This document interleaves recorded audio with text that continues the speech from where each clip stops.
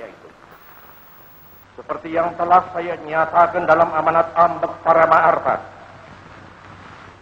dan saudara-saudara telah membenarkan amanat itu, terbukti dengan ketetapan MPRS nomor 4963 yang menjadikan Resu Pim dan Ambek Paramaarta masing-masing sebagai pedoman pelaksanaan garis-garis besar haluan negara.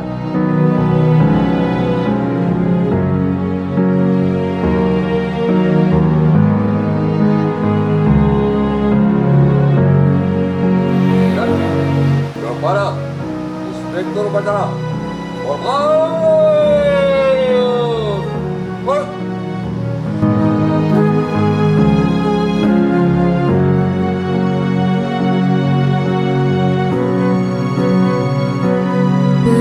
berkibarlah bendera negeriku, berkibarlah engkau di dadaku.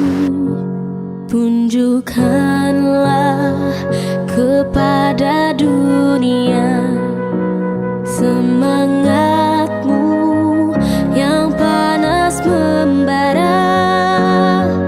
Daku ingin jiwa raga ini selaraskan keanggunan.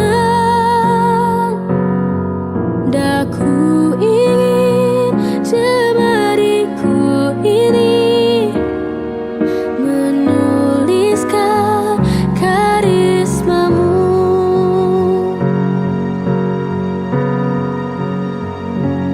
Berkibarlah bendera negeriku, berkibar di luas nuansamu.